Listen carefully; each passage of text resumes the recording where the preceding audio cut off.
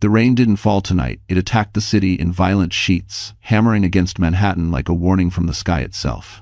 And in the middle of Fifth Avenue, stumbling in a ruined wedding gown, was Lauren Hale, pregnant, barefoot, and running for her life. Her veil was torn, her makeup washed away, her breathing ragged. She looked less like a bride and more like someone escaping a nightmare. And she was. Passing cars sprayed dirty water across her dress, but she didn't stop. She couldn't. Not after seeing the contract hidden inside Colton Maddox's private safe, the one she was never meant to find. The one stating she would forfeit all parental rights the moment she said, "I do." Her chest tightened. Her vision blurred. The sidewalk tilted. Then, blinding headlights. A sleek Mercedes Maybach braked inches from her. The driver's door swung open, and a tall man stepped out, rain soaking through his charcoal coat. Lauren couldn't see his face, only the sharp silhouette against the glowing skyline. "Ma'am? Are you hurt?" His voice was steady, deep, strangely calm, despite the storm swallowing the street. Lauren tried to answer. Instead, her knees buckled.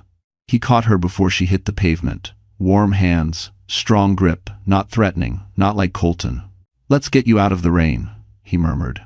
A flash of lightning illuminated his face, Jace Whitmore. The billionaire who built an empire from ashes. The man Colton Maddox hated more than anyone alive. Lauren didn't know any of that. She only knew she was cold, terrified, and holding her stomach as another sharp pain shot through her. But somewhere else in the storm, a shutter clicked. A paparazzi camera. A photo that would explode across every news site by morning.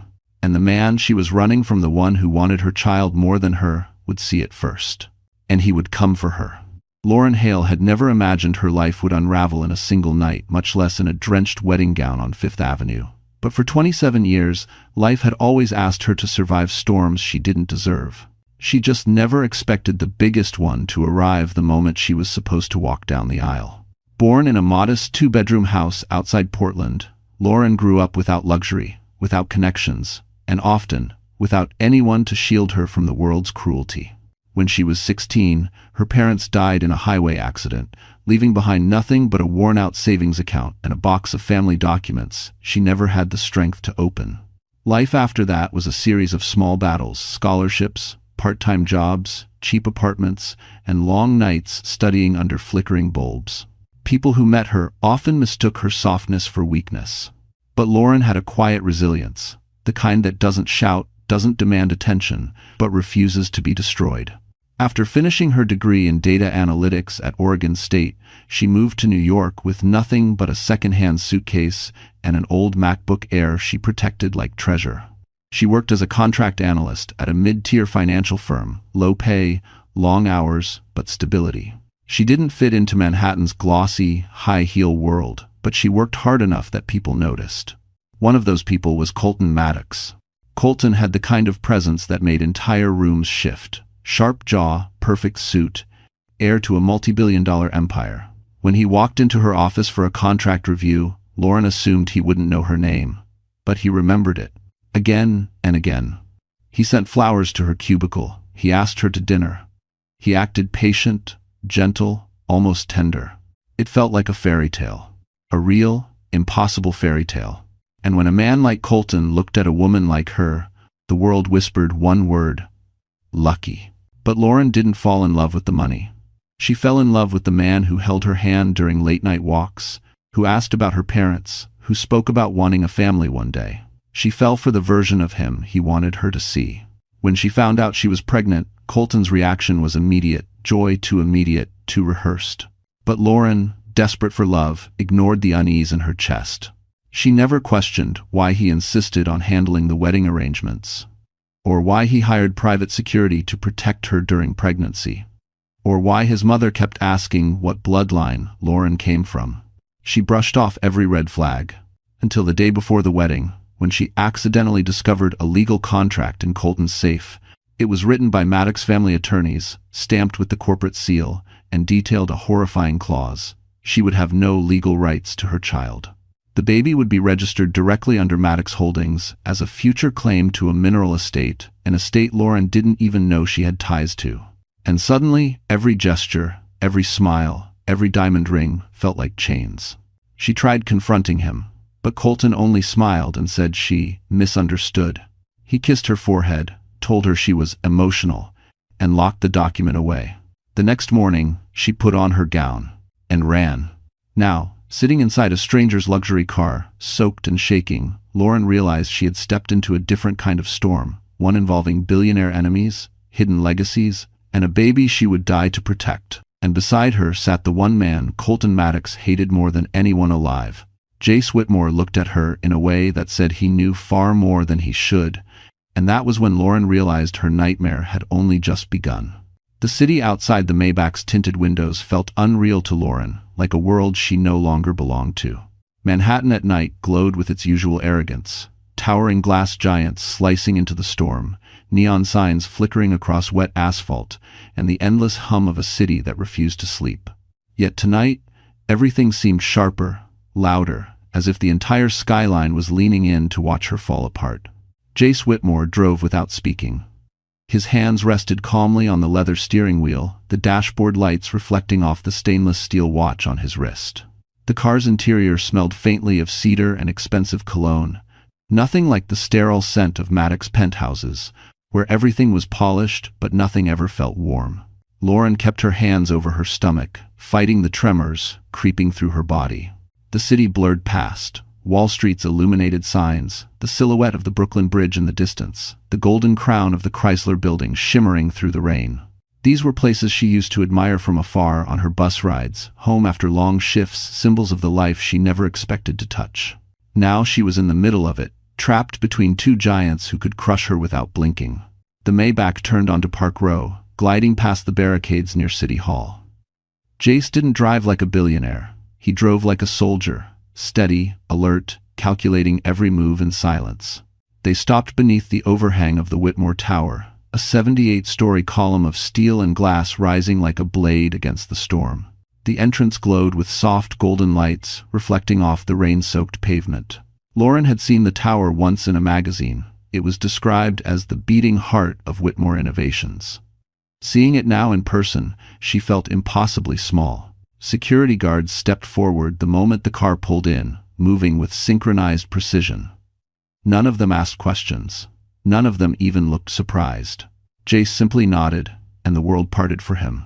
Inside, the lobby felt like another planet, quiet, warm, and elegant in a way that didn't scream wealth but whispered it.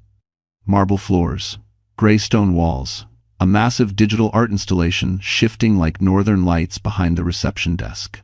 No cameras pointed at guests' faces. The privacy was intentional. Lauren felt the weight of her wet dress pulling at her, water dripping onto the immaculate floor. She clutched the fabric tighter, suddenly aware of how out of place she looked among the sharp lines and curated elegance. A woman in her 40s approached them, tall, poised, dressed in a tailored navy suit.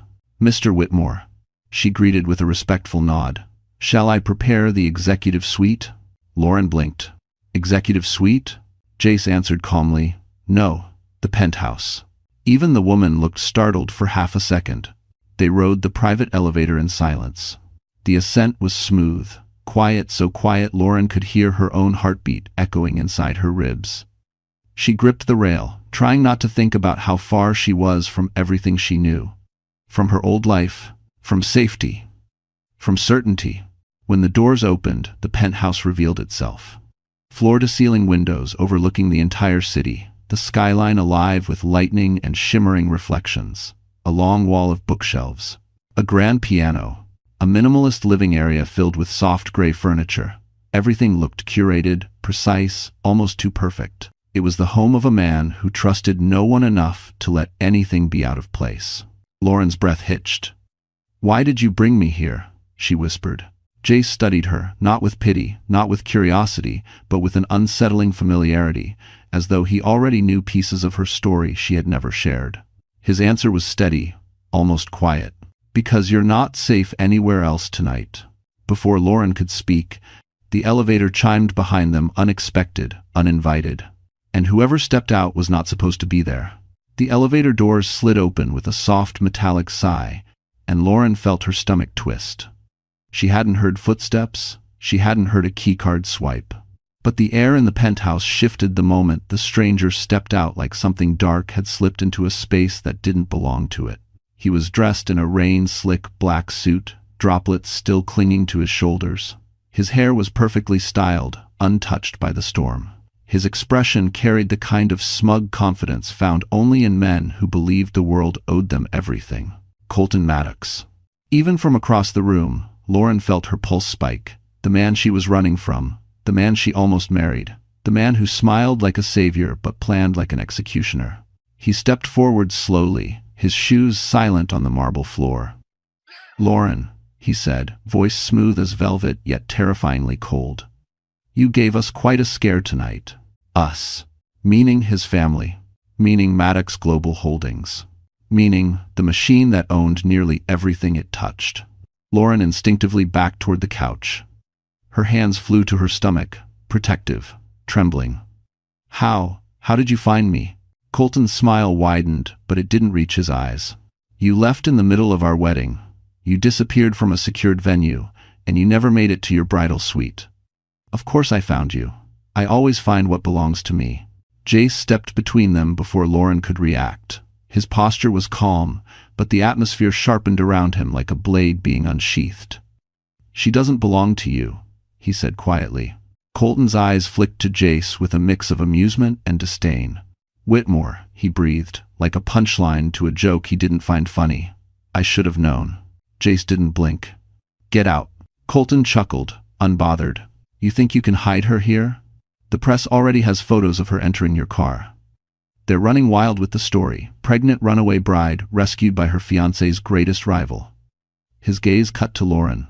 "Your disappearance is about to become a media event, sweetheart. And that child, our child, is the headline. Ever important? Ever." Lauren's voice trembled. "The baby is mine, Colton." "Legally?" he asked, tilting his head. "We'll see." A mother who runs away in the middle of her vows doesn't look stable. The press loves a fragile woman.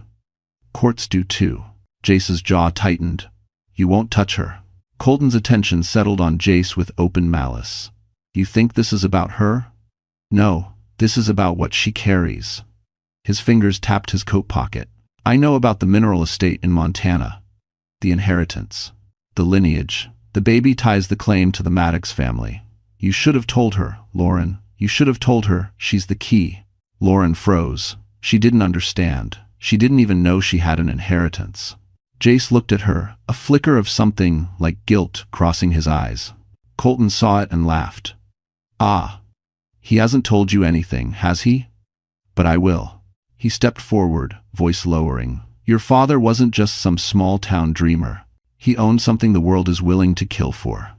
And the minute you sign my marriage license, the Maddox family gains everything." Lauren's breath caught. "I'm not signing anything." Colton smiled. "You won't have a choice." Jace moved in front of her again. "She has a choice now." Colton's smile dropped. His eyes hardened into steel. Not for long. Before anyone could react, Colton reached into his coat and pulled out something that made Lauren choke on her breath. Colton's hand emerged from his coat, holding a single white envelope, thick, embossed with a golden seal, the kind used only for legal documents that carried the weight of dynasties. Lauren's throat tightened as she recognized the emblem, the Maddox family crest, a serpent wrapped around a crown. He held it up between two fingers like a trophy. "Your marriage license," he said, voice dripping with triumph. "Signed, stamped, and ready. You vanished, but I anticipated your cold feet. T% of. T%. Lauren's breath stuttered. "I never signed anything." Colton's smirk deepened. "But darling, it has your signature." A cold wave crashed through her. Forged. He forged her name. He'd planned this long before she ever thought of running. Jace took one step forward, eyes narrowing dangerously. "Forgery is a federal offense. And hiding a pregnant woman in your private residence is kidnapping," Colton countered smoothly. "Which do you think the press will run with first, Whitmore?" The air turned electric. Outside the penthouse windows, lightning split the sky, illuminating the city like a battlefield. Inside, the storm was worse. Lauren felt trapped between two forces, larger than life, one trying to protect her, one trying to consume her. Suddenly, Colton pulled out his phone, clicked a button, and turned the screen toward them. A breaking news banner blared across it. Runaway bride rescued by billionaire rival, questions rise about baby's father. Lauren's lungs constricted. The photo of her collapsing into Jace's arms was plastered across every major news outlet. Over 1 million shares in 20 minutes, Colton said proudly. By morning, the world will believe you fled our wedding because you were guilty. Guilty of what? Lauren whispered. Colton's smile turned venomous. Infidelity. Jace exhaled sharply. You're deranged. No, Colton said, sliding his phone into his pocket. I'm strategic. And Lauren, sweetheart, you are not a victim. You are leverage. He took a step closer. Lauren flinched. You carry the key to a multi-billion-dollar land claim. My family needs it. My board expects it. You think running to Whitmore changes anything? It only proves you're unstable, unfit, a threat to the baby's future. That baby is not a business asset, Lauren shouted, voice cracking. Colton's eyes glowed with something dark. Every legacy heir is an asset. Something inside, Lauren snapped. Anger replaced fear, burning hot through her veins. But before she could speak, Jace stepped in front of her again, blocking Colton with a calmness that felt like steel. You need to leave, Jace said. Now. Colton tilted his head, studying him like a problem to solve. Or what? You'll protect her? You don't know half of what she's carrying. Jace's jaw clenched. I know enough. I was no. No, Colton whispered. You know nothing, but I'll give you a little preview. He slipped his hand inside the envelope and pulled out a glossy photograph, old, weathered, stamped with a state seal. He tossed it onto the marble floor. It skidded to Lauren's feet. Her breath caught in her chest. It was her father, younger, standing beside powerful businessmen. And one of them was Jace's father. Lauren stared at Jace, confusion and betrayal swirling like the storm outside. Why is my father in this? She whispered. Jace didn't answer. Colton's smile sharpened. Go on, Whitmore. Tell her. Or should I? Jace finally spoke, voice low, strained. That's not the whole story, Lauren. Colton leaned in, whispering like a blade to the throat. Oh, but she's about to hear the whole story. Then he lifted the envelope again, revealing another document tucked inside. Lauren felt her knees weaken, because the next paper had her name and the word guardianship printed in bold. Lauren didn't remember falling. One moment she was staring at the word guardianship like it was a blade pressed against her throat, and the next her legs gave out, dropping her to the marble floor of the penthouse. The cold stones seeped through her soaked dress, her breath coming in thin, broken gasps, as if the air had turned too heavy to swallow. Lauren, Jace crouched beside her immediately, his hand hovering at her shoulder, hesitant to touch without permission. Breathe. Look at me. But she couldn't. Everything inside her was collapsing at once. Her father, the inheritance she never knew, the forged documents, the media-feeding frenzy. And now guardianship? Her baby. Her own baby. She pressed a trembling palm to her stomach, terrified it might feel different now that someone was trying to claim it like property. I didn't know, she whispered. I didn't know any of this. I didn't know anything. Colton stood over her, the way a king regards a fallen pawn. Of course you didn't. Your father hid everything from you. Whitmore here knows the story. His father certainly did. Jace shot him a lethal glare. Enough. But Lauren's world was spinning too violently to focus. Memories flooded her, her father's distant late-night phone calls, the envelopes he kept locked in a little steel box, the way he always double-checked the windows. She used to think he was just anxious. Now she understood he was protecting something. Protecting her. Her throat closed. I can't do this. I can't fight all of you. I'm not. She swallowed a sob. I'm not strong enough. Don't say that, Jace said firmly. But the steadiness in his voice only made her cry harder. How could she trust him? How could she trust anyone? He'd known pieces of her past, pieces she didn't even know existed. He had answers she didn't even know to ask. Her voice cracked. Did you know about this guardianship? Did you know what Colton was planning? Jace hesitated. That one breath of silence cut deeper than any knife. Lauren recoiled. You did. His jaw tightened. I didn't know the details. I only knew your father left something behind. Something important. Something dangerous for the wrong people to control. So you let me walk into a marriage with a man who wanted to steal my child? Her voice broke into a cry. You knew something, and you said nothing. Jace opened his mouth, then closed it. There was nothing he could say that would make this moment hurt less. Colton exhaled like he was bored. This emotional display is exhausting. Lauren, darling, you're coming home with me. We'll settle the legalities in the morning. As a gesture. Her head snapped up, eyes burning. I'm not going anywhere with you. Colton offered a cruel smile. The courts won't agree. Lauren curled in on herself, tears streaming down her cheeks. Why is everyone trying to take my life from me? Jace's expression shifted, no longer guilt, no longer conflict, something colder, sharper, protective. You're not going anywhere with him, he said quietly. Not tonight, not ever. Colton stepped closer, towering over them. And who's going to stop me? Before Jace could respond, Lauren suddenly grabbed the edge of the couch, struggling to pull herself up. A sharp pain stabbed through her stomach, intense enough to steal her breath. Jace's eyes widened. Lauren, what's wrong? She gasped, hand flying to her belly. I think something's happening. Another pain ripped through her. And then, her knees buckled again. Jace, something's wrong with the baby. If you have them, Porter. Lauren's cry echoed through the penthouse, slicing through the tension like broken glass. She doubled over, clutching her stomach as another wave of pain tore through her, sharper and more violent than before. Jace moved instantly, catching her under the arms, steadying her before she collapsed again. Lauren, look at me, he urged. Can you breathe? She tried, but the pain didn't let her. Her breaths came quick and shallow, panic mixing with physical agony. It hurts so much, something's wrong. Colton, unbelievably, looked irritated rather than concerned. She's pregnant, Whitmore. Pregnant women have cramps. She's fine. Jace snapped his head toward him, fury flashing across his features. You don't get to speak, not one more word. But Lauren's vision was blurring. Her knees trembled, her body folding in on itself like a failing structure. Jace lifted her carefully, guiding her to the long leather sofa, his hands steady despite the storm inside him. Where is your doctor? He asked. Lauren shook her head, tears spilling over. Colton, he said, I didn't need one. His family doctor, he controls everything. Jace's jaw ticked. Behind him, Colton's smug shrug said everything. Of course I control it, Colton said. This child is... Say it, Jace interrupted, voice low and deadly. Say it, and I'll throw you out of this building myself. Colton smirked. Asset. Lauren's sob tore through the room.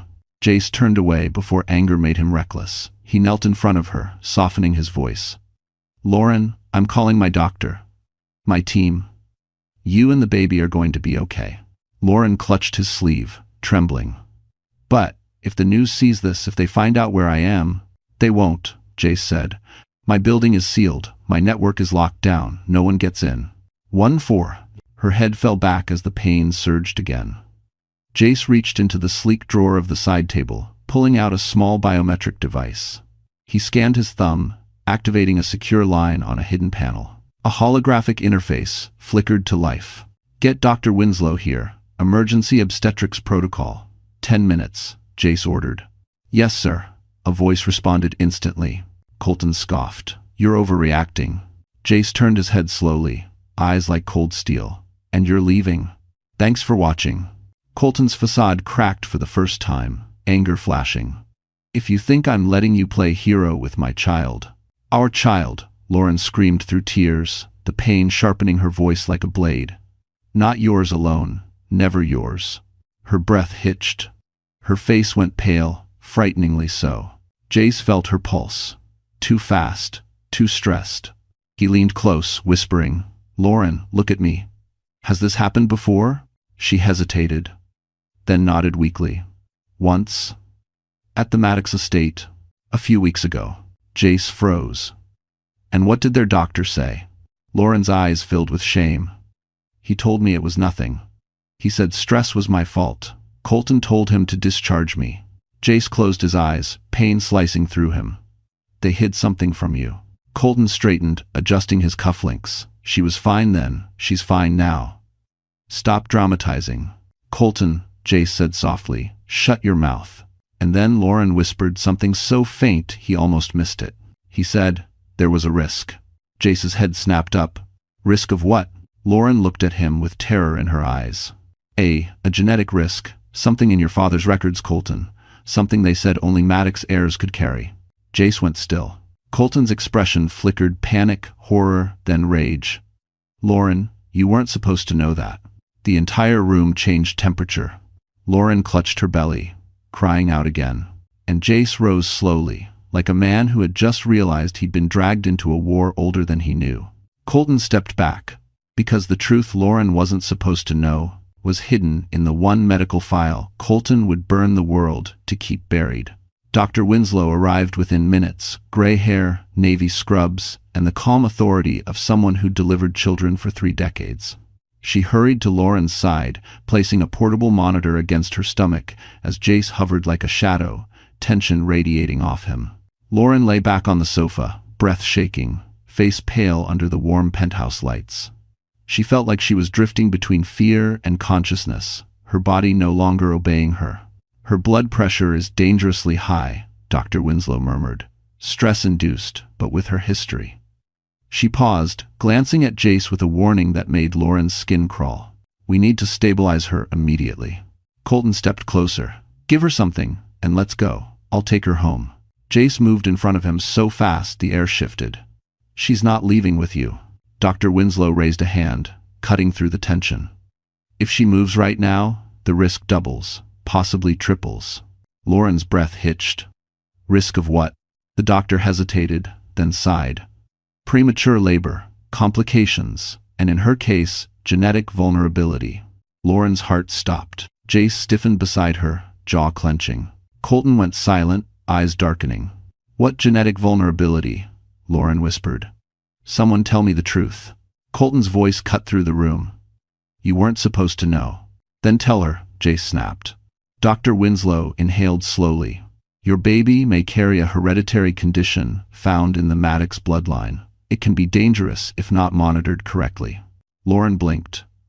What condition? No one answered. The silence suffocated. Then Jace knelt beside her, lowering his voice. This is why you need protection, Lauren. Why running from that wedding was the best instinct you've ever had. Lauren pressed a trembling hand to her stomach. Her baby vulnerable? In danger? She'd been walking blind into a trap without knowing something inside her child could fail because of the man who wanted to own it. Her tears came silently this time. Colton scoffed. You're terrifying her for no reason. The condition is manageable. My family has dealt with it for decades. And how many died dealing with it? Jace shot back. Colton's jaw clenched. Tell Lauren he'd hit truth. Jace turned to Dr. Winslow. Keep her stable.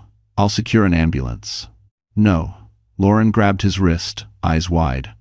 If the press sees me being taken out on a stretcher, Colton wins. He'll use it against me. Dr. Winslow nodded. She's right. We handle this quietly. And chapter, Debisias. Lauren's breathing began to even out as the medication took hold, though fear still churned beneath her ribcage.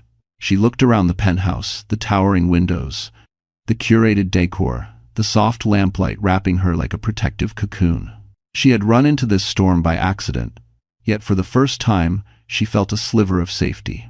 Jace returned moments later with towels and a soft cashmere throw. He wrapped it around her shoulders, movements gentle, careful, as if she were glass. You're not alone, he said quietly. The words pierced something inside her. She had been alone her entire life. Alone through the loss of her parents, alone through her engagement, alone as she whispered to her unborn child at night, praying he or she would arrive into a world less cruel than the one she knew. But now, someone stood beside her who didn't want to control her, but protect her. Still, she couldn't trust him completely. Not yet. Not with the secrets still buried between them. As she steadied her breaths, Dr. Winslow pressed a few buttons, checking fetal vitals. Your baby is still strong, the doctor said softly, but you must avoid all stress, absolutely all. Lauren let out a shaky sigh of relief, sinking back into the sofa. For the first time since the wedding disaster began, hope flickered in her chest. Then the elevator chimed again. Only one person had access besides Jace, and when the doors opened, the person who stepped out made Lauren's blood run cold. When the elevator doors slid open, Lauren instinctively reached for Jace's arm. Her breath froze in her chest. Standing under the soft halo of the elevator light was a woman, elegant, polished, glowing with an unsettling kind of confidence. Her heels clicked sharply against the marble as she stepped forward, each step too sure, too familiar with this place. Avery Clark, Colton's mistress. The woman who'd been smiling beside him in tabloids. The woman Lauren once saw wearing a bracelet she herself had gifted Colton years ago. The woman who stood at the center of every lie. And now she was here. Avery? Jace's voice dipped into something colder than disbelief. What the hell are you doing in my building? She offered him a smile that didn't touch her eyes. Relax, Jace. Your security knows me. She looked around the penthouse with assessing curiosity. I've been here before. And before. Lauren stiffened. Before? Of course. Billionaire circles were small, their secrets smaller. Colton stepped forward, smugness returning like a stain. Avery is here because she has information relevant to this situation. Jace's jaw tightened. She shouldn't be anywhere near Lauren. Avery's gaze slid to Lauren, slow, amused, unsettlingly gentle. You look awful, sweetheart. I suppose running out of your own wedding will do that to a woman. Jace stepped between them, voice sharp. Say one more word, and... Oh, Jace. Avery waved a manicured hand. Always the protector. Even when you're protecting someone you barely know. Lauren swallowed hard.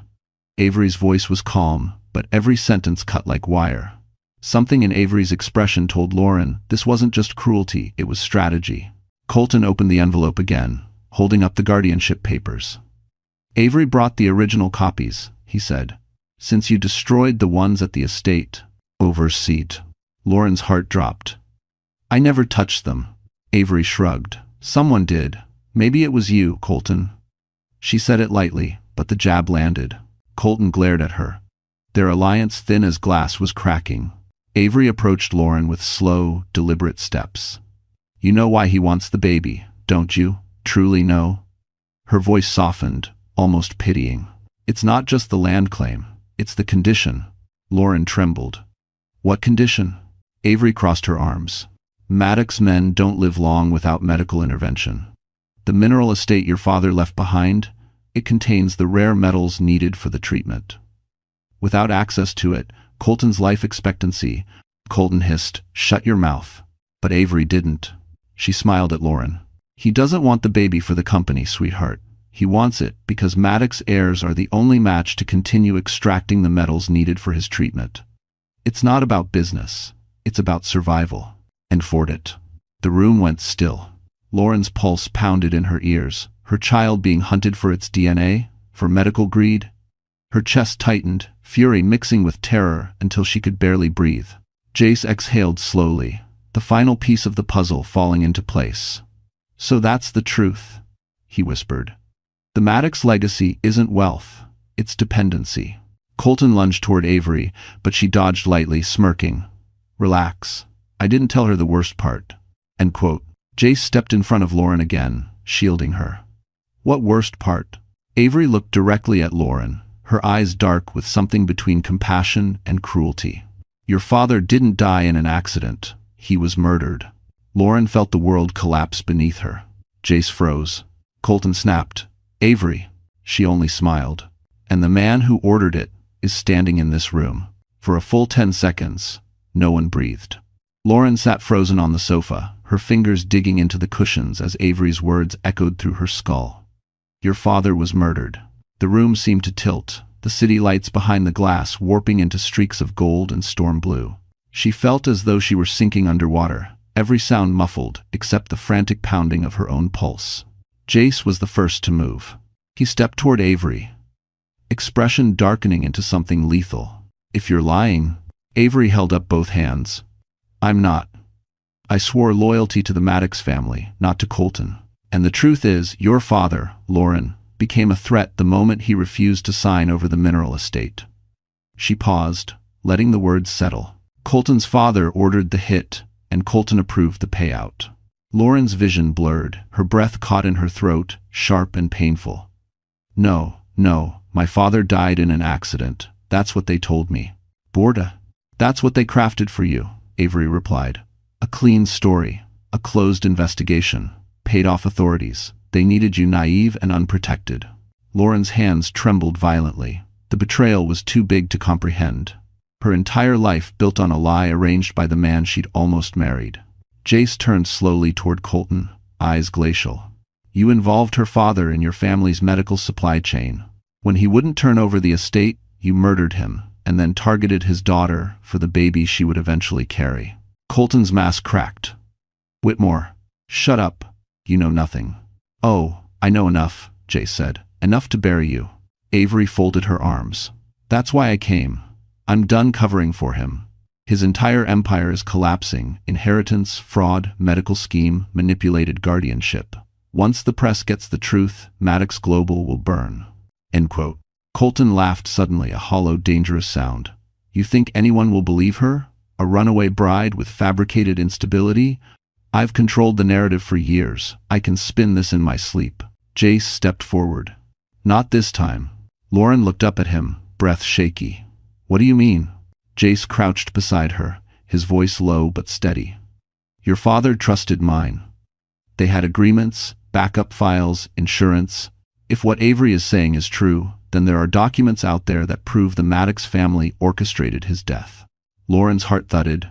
Documents? Where? Jace hesitated. I don't know, but I know how my father hid things, and if he protected your family, he didn't leave anything to chance. We'll find them. Colton's eyes narrowed. No, you won't. That's exactly what we're going to do, Jace replied. His calmness was scarier than anger. Doctor. Winslow stepped closer, interrupting the standoff. Lauren needs rest. Her vitals are improving but unstable. Stress could still trigger early labor. But Lauren shook her head. No rest. Not until Colton is exposed, not until my father gets justice. Her voice didn't shake this time. It carried something new, something fierce. Determination. Avery watched her with a strange mix of admiration and regret. Then you'll need more than determination. You'll need evidence. And I know where the first piece is. Colton's head snapped toward her. Avery, don't you dare. She smirked. Too late. Avery turned to Lauren. There's a vault, not at the estate, not at the company, somewhere else. Somewhere only two people knew existed. Lauren swallowed hard. Who? Avery smiled. Your father. And then she pointed slowly, meaningfully toward Jace. And his. Lauren's breath caught.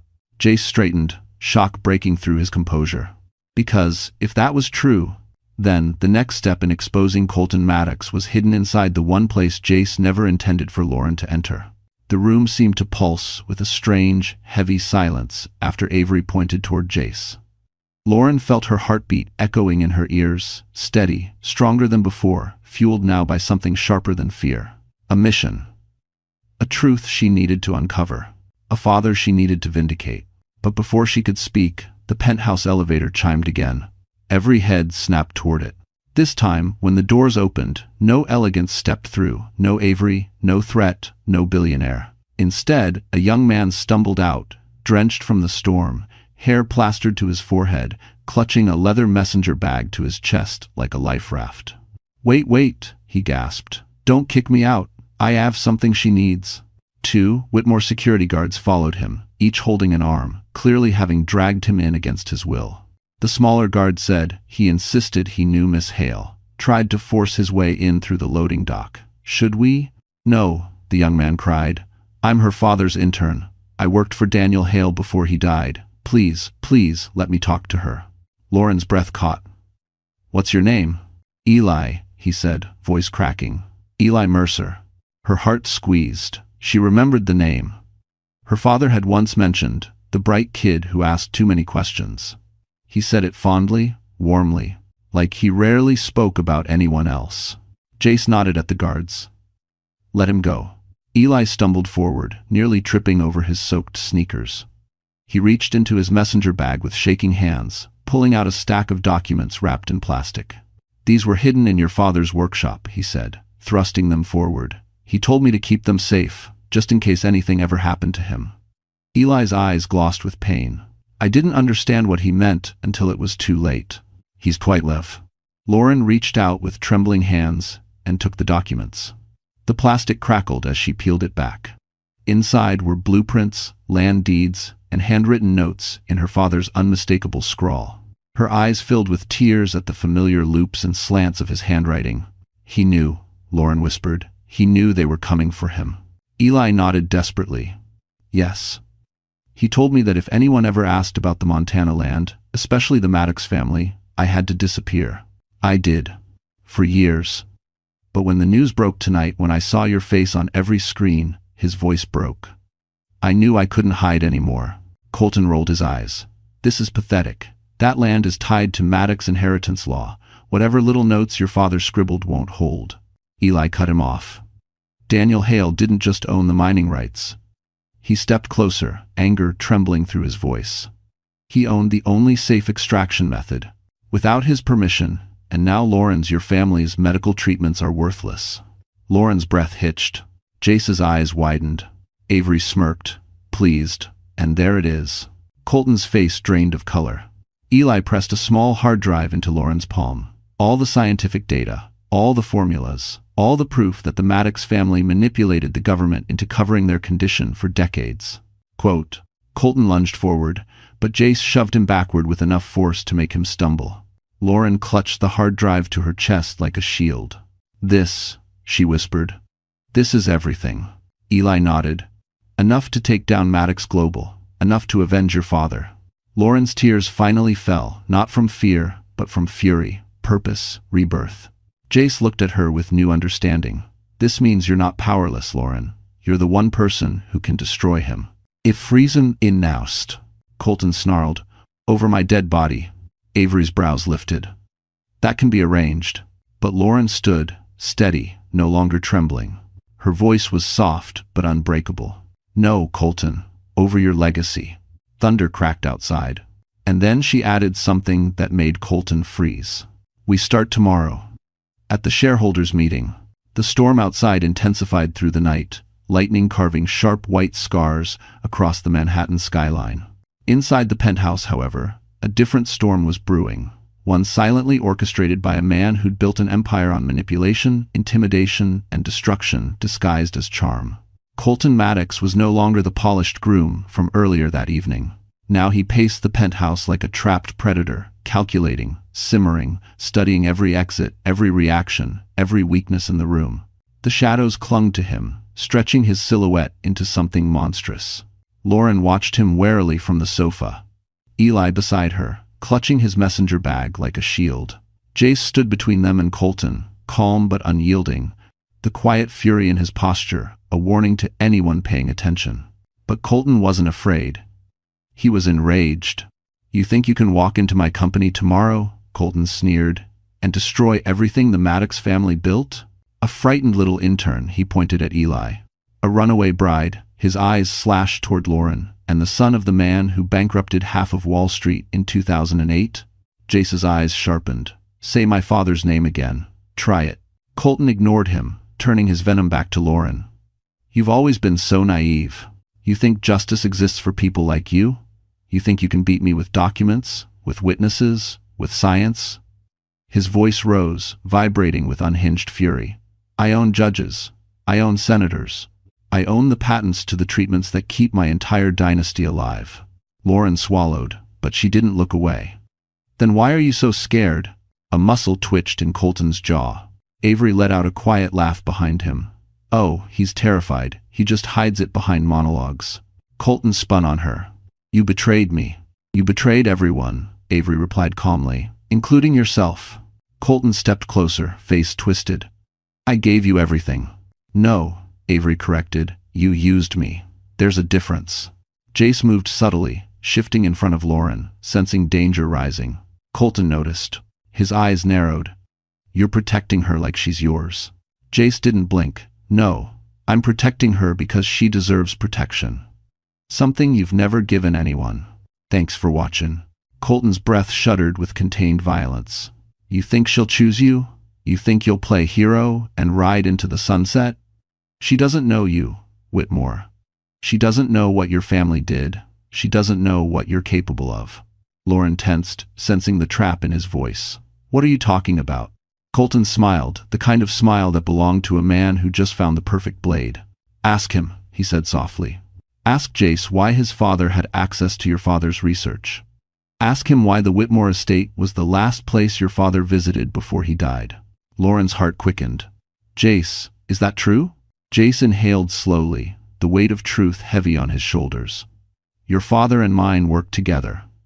Yes, they were partners in protecting the Montana estate, but my father didn't. Colton cut him off with a laugh. Didn't what? Didn't push Daniel Hale toward the Maddox family? Didn't convince him to negotiate with us? Didn't profit from the minerals? Jace's fists clenched. Lauren's breathing turned shallow. The room felt smaller. Colton's voice echoed in her ears like poison dripping steadily, infecting every doubt she'd ever carried. Colton stepped closer, lowering his voice until it slithered into her bones. Lauren, you ran from the wrong man. Jace stiffened. Don't listen to him. If you form us. But Colton wasn't finished. Ask yourself this. Why did Jace show up the exact moment you ran? Why did his security let you in? Why was he already tracking Maddox transactions related to your estate? Lauren's pulse hammered. Jace, she whispered. He opened his mouth, but the penthouse lights suddenly flickered, then went black. A power outage swept across the tower, and in the darkness, a single sound echoed, the metallic click of someone chambering a bullet. Darkness swallowed the penthouse, thick and total. Lauren froze, every muscle tightening as the metallic click echoed again, sharp, cold, unmistakable. A gun. Someone had brought a gun into Whitmore Tower. Eli let out a strangled gasp. Avery cursed under her breath, and Jace moved instantly, placing his body in front of Lauren as if the instinct had been carved into his bones. Stay behind me, he whispered. Colton's voice floated through the dark. Relax. If I wanted her dead, she wouldn't have made it out of the chapel. But you want something worse, Avery shot back. Control. The emergency generators hummed to life. A soft red glow illuminated the penthouse, just enough to reveal Colton standing still, empty hands raised mockingly, as if daring them to accuse him. I didn't bring the gun, he said, but someone in this room did. Lauren's breath trembled. Who?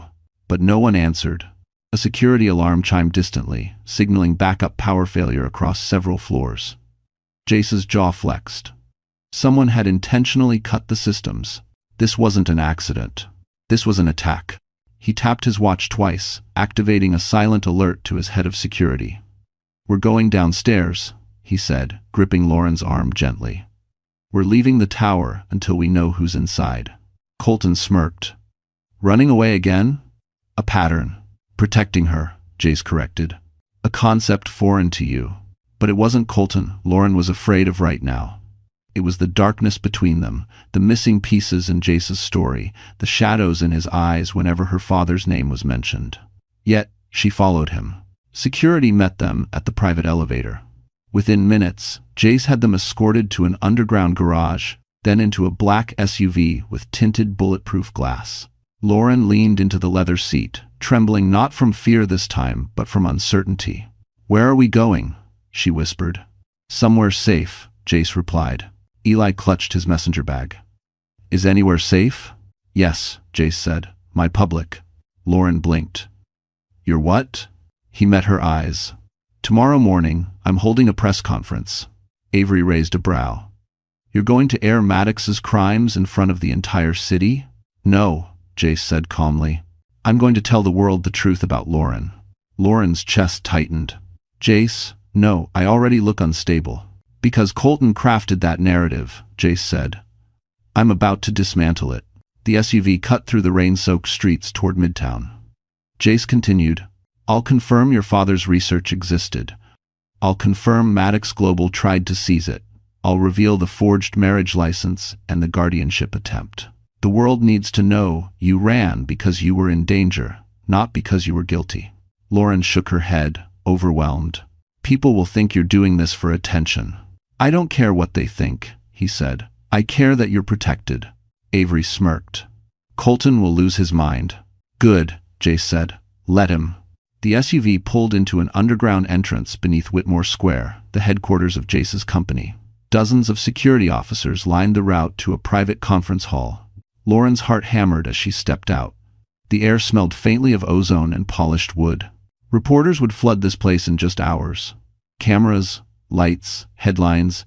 "Are you ready for this?" Jace asked quietly. "No," she whispered honestly, "but I'm ready to stop being afraid." For the first time, Jace allowed himself a faint smile. "Then let's begin." But as they reached the door to the main hall, Jace's head of security rushed toward them, pale and breathless. "Sir, there's a problem." Jace stiffened. "What now?" The guard held out a tablet showing a breaking news bulletin. Lauren felt the world tilt. Colton Maddox was already on live television, and he was naming Jace Whitmore as the man who abducted Lauren and the unborn baby. Lauren stood frozen as the tablet screen lit up with Colton's perfectly rehearsed performance. On national television, framed by the gleaming Maddox Global logo, he looked polished, composed, tragically concerned, the living embodiment of a billionaire victim. "My fiancée," Colton said, voice trembling just enough to seem sincere, "was abducted from our wedding venue by Jace Whitmore. He exploited her vulnerability. He manipulated her. And now, he's taken my unborn child." Lauren's stomach twisted, her knees weakened. He wasn't just lying, he was reshaping reality in real time. A graphic beside him read, "Breaking. Whitmore accused of kidnapping pregnant bride." Jace slammed the conference hall door so hard the hinges rattled. "He's staging a full-scale smear campaign." Avery muttered, "He's good. Evil, but good." Eli paced in small, frantic circles. "What do we do? Everyone believes him." Lauren felt the walls closing in. Every nightmare she'd tried to outrun was now amplified on every TV screen in America. She could almost hear the whispers already. Poor, unstable girl. Unfit mother. Another woman, manipulated by power. Her throat tightened.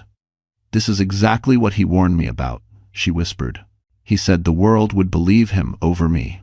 Jace stepped toward her. "Lauren, look at me." But she couldn't. Not when the world outside was tearing her apart. She covered her face with both hands. "He just made me look like I abandoned my baby, like I'm unhinged, like I'm dangerous." Her voice broke. "Who's going to give a mother like that custody?" Silence clung to the room like fog. Then Jace gently lowered her hands. "You will not lose your child. I swear to you." "I do. In it, Estra." But Lauren shook her head, tears slipping down her cheeks. "This is bigger than us now. Colton has senators, judges, media anchors. He owns the narrative. And we," Jace said, voice firm, "are going to take it back." He walked to the center of the room, rolling up his sleeves like a man preparing for war. "He wants a public battle? He'll get one. But this time, Lauren, you won't stand alone." Avery crossed her arms. "We need proof. Hard evidence. Something Colton can't twist." T31. Eli lifted the hard drive he'd brought. "It's all here. Medical correspondence, forged contracts, the Maddox hereditary condition. Enough to launch 10 investigations." Jace nodded. "Then we use it." Lauren exhaled shakily. Her heartbeat still raced, but something new flickered beneath the panic resolve. "What if the world still doesn't believe me?" she whispered. "They don't need to believe you yet," Jace said. "They just need to hear you." Avery added, "and see him crumble." End quote. Jace approached Lauren carefully, like she was standing on a fracture line. "Tomorrow morning, you speak. You, not me. You tell the truth. The real story, the one he's been burying for years." Lauren swallowed. "And if I fall apart on camera?" He held her gaze. "Then you fall apart. The truth doesn't need perfection. It needs courage." Her breath trembled. She wiped her eyes, straightened her spine, and nodded. But before anyone could speak again, Jace's head of security burst into the room, gasping for breath. "Sir, urgent update. The press conference location is compromised. Someone leaked your schedule." Jace's expression sharpened. "Who leaked it?" The guard hesitated. "Someone inside your company." Avery cursed. Eli paled. Lauren stared at Jace, dread slowly rising again. "Someone working for you leaked our location?" she whispered. But the guard wasn't finished. "There's more. Sir, the person who leaked it," he swallowed hard, "is already inside the building. And they're looking for Lauren." Lauren felt the cold rush through her veins. Someone loyal to Colton was coming for her, and they were only steps away. Alarms were already sounding on the lower floors when Jace snapped into action. "Lockdown level 3 through level 7, he ordered. "Nobody gets in without my direct clearance." But the guard shook his head. breathless. "Sir, whoever leaked the schedule, they had your override codes." A chill rippled down Lauren's spine. Someone with access. Someone trusted. Someone close. Avery cursed. This is exactly Maddox's playbook. He doesn't win in the boardroom. He wins in the shadows. Jace placed a steadying hand on Lauren's back. "We're moving. Now." Security surrounded them, guiding them down a private hallway toward the medical suite inside Whitmore Square. Lauren's heart hammered as the elevator doors slid open. Every second felt heavier than the last, her steps unsteady, her body exhausted from stress and lies and fear. Inside the medical room, Dr. Winslow was already waiting, summoned by Jace's emergency call. She wheeled out a fetal monitor, her expression urgent but calm. "Lauren," she said softly, "lay back. Let me check the baby's vitals." Lauren nodded and eased onto the examination table. Her breath shivered. The gel felt cold against her skin as Dr. Winslow pressed the probe lightly to her stomach. A moment of static. Then, a steady, strong heartbeat filled the room. Lub-dub, lub-dub, lub-dub. Lauren gasped, tears springing to her eyes. For a moment, everything else disappeared, the danger, the lies, the betrayal. Her baby was fighting, strong, alive. But Dr. Winslow didn't smile. Her eyebrows knit, her posture squared. She adjusted the machine, pressed the probe again, deeper. The heartbeat echoed again, healthy, rhythmic. But the doctor's frown deepened. "Dr. Winslow?" Lauren whispered. "What's wrong?" The doctor inhaled slowly, choosing each word like it could shatter the world. "The genetic markers. The Maddox condition." She paused. "Your baby doesn't have it." Silence. Colton, standing near the door under security watch, stiffened. "What did you say?" "The baby," Dr. Winslow repeated, turning the monitor toward Jace, "does not carry the hereditary Maddox defect." Lauren blinked. But that doesn't make sense," Colton said. "The baby." "No," Dr. Winslow said firmly. "This child is completely free of the Maddox genetic signature." Jace froze. Avery's jaw dropped. Eli nearly dropped his bag. Colton's face drained of all color. And then the truth hit the room with the force of an explosion. Jace looked at Lauren. Really looked at her. "Lauren, this means—" Dr. Winslow finished the sentence. "Colton is not the baby's father." The floor seemed to dissolve beneath everyone's feet. Lauren's breath caught. "What? No, I never." Colton was the only— But Dr. Winslow shook her head. "Genetically impossible. This baby is not a Maddox heir." Colton surged forward, face twisted with a rage so bright it bordered on madness. "Rerun the test. Fix the machine. You don't know what you're—" "Enough," Dr. Winslow snapped. "Science doesn't bend to your temper." As for was. Jace stepped between Colton and Lauren again, voice low, dangerous. "So that's why you rushed the wedding. Not just for the land claim. You were terrified the baby might not be yours." Colton's breathing turned ragged. "This is manipulation. Lies." "She's lying." Lauren's eyes filled not with shame, but with realization. Painful, disorienting realization. "My father," she whispered. "He told me once before he died that love doesn't always look the way you expect." I never understood what he meant. Avery stared at Jace. "Then, who is the father?" Jace's lips parted, but no sound came out. Something in his expression shifted. Shock, then fear, then recognition.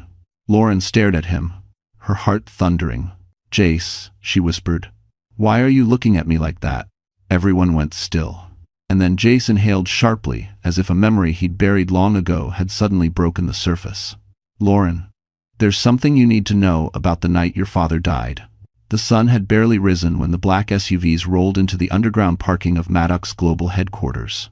Manhattan's dawn painted gold across the glass towers, but the city felt colder than usual, quiet, tense, like it sensed that a dynasty was about to fall. Lauren stepped out first. She looked nothing like the trembling runaway bride from the night before. Her hair was pulled back into a sleek twist. A fitted charcoal coat draped her shoulders. Her gaze steady, calm, unflinching, cut through the morning haze. She wasn't hiding anymore. She was here to end this. Behind her walked Jace, Avery, Eli, and two discreet security officers. But even with their presence, Lauren felt the weight of what she was about to face. Maddox Global wasn't just a company. It was a fortress, one built on centuries of power, deceit, and blood money.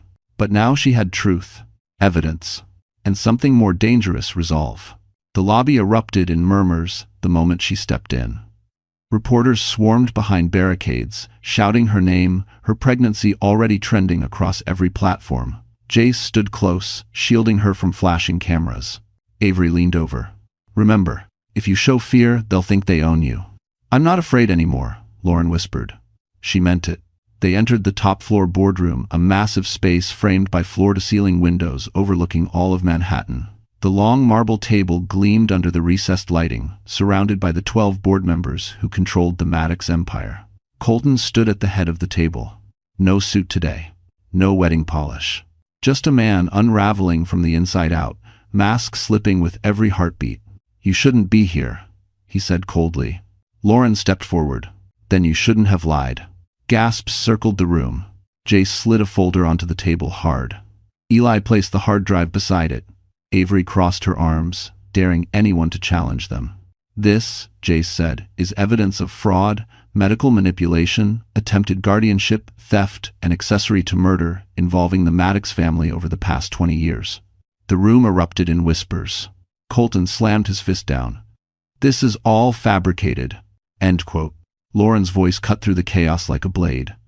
"Then why does the medical file show my baby doesn't carry the Maddox genetic defect?" Silence. Board members exchanged stunned glances. Jace continued. "And why does every forged document tie back to executives under your private payroll?" A very old, very stern board member, Miss Waverly, adjusted her glasses. "Mr. Maddox, if these allegations are true, you have violated no less than 7 inheritance laws." Colton's jaw twitched. "These people are manipulating you." She, Lauren, is unstable. "Unstable?" Lauren repeated softly. "Or inconvenient?" Another board member spoke up. "We saw the press conference. You accused Whitmore of kidnapping your pregnant fiancée." Lauren stepped forward, revealing a printed screen capture. "My doctor confirmed last night that Colton Maddox is not the father." Shock rippled through the room like a physical wave. Colton lunged forward. "That test was tampered with." Avery cut in smoothly. "Or you were lying from the beginning."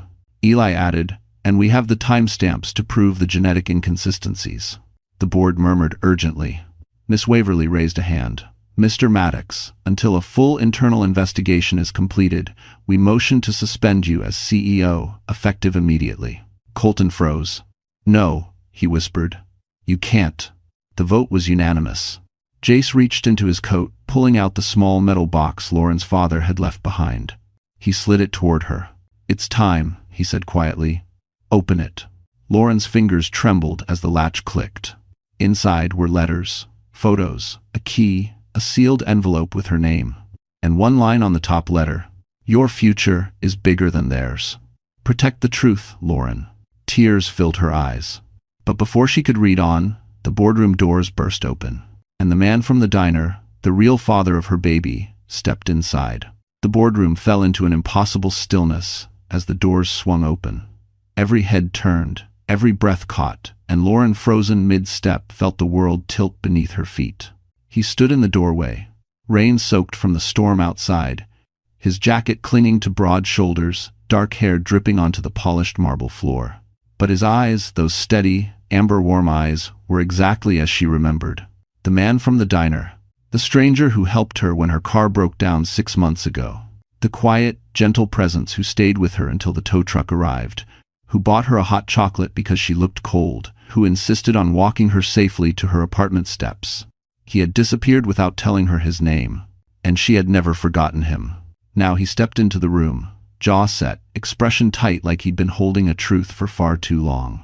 "Lauren," he said softly. Her breath trembled. You're real. You're here." Behind her, Jace stiffened. Avery glanced back and forth between them, eyes wide. Colton snarled. And the board whispered among themselves because the tension was unmistakable. The man stepped closer. "My name is Rowan Hale." Lauren blinked. "Hale?" Rowan nodded. "I'm your cousin. Daniel Hale was my uncle." Lauren's knees weakened. A family member. The first she'd met since childhood. Her father had always kept the family distant, claiming it was safer that way. She'd thought it was grief or pride. She now understood it was protection. Rowan's voice softened. Your father asked me to find you if anything happened.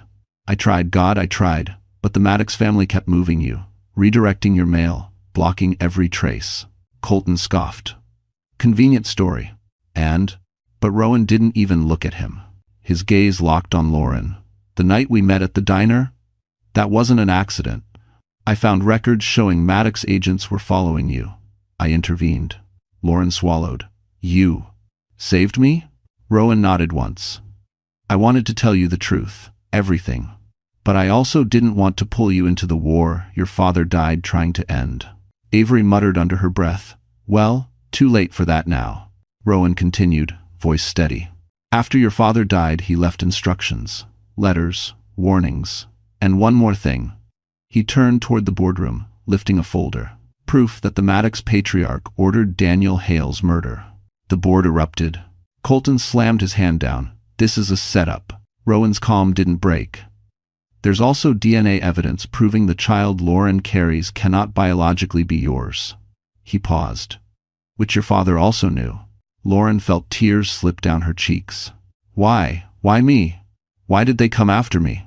Rowan looked at her gently. Because you carry the unbroken Hale lineage. Because your father was the only one capable of producing the mineral extraction methods Maddox needed. Because you inherited everything they wanted but couldn't legally take. Then Rowan added, voice softer. And because you're stronger than they ever expected. Lauren's heart clenched. Colton, losing control, lunged across the table toward Rowan, but Jace caught him by the collar, slamming him back against the marble wall. You're done, Jace hissed. Board members rose from their seats in chaos, shouting motions, demanding security, calling for immediate removal of Colton Maddox as CEO. It was collapsing now faster, heavier, more violently than Colton had ever imagined. His empire was burning, and Lauren stood at the center, not as prey, but as judgment. Rowan stepped beside her. There's more, Lauren. Something your father wanted you to know. She looked up at him, breath shaking. What is it? Rowan opened the next document in the folder. Your father didn't just leave you land, or research, or warnings. He turned the page. He left you ownership. Lauren's pulse stopped. Ownership of what? She whispered. Rowan met her eyes. Of the entire mineral estate. And the patent that can shut down Maddox Global forever. To heaven. To heaven. To heaven, to heaven.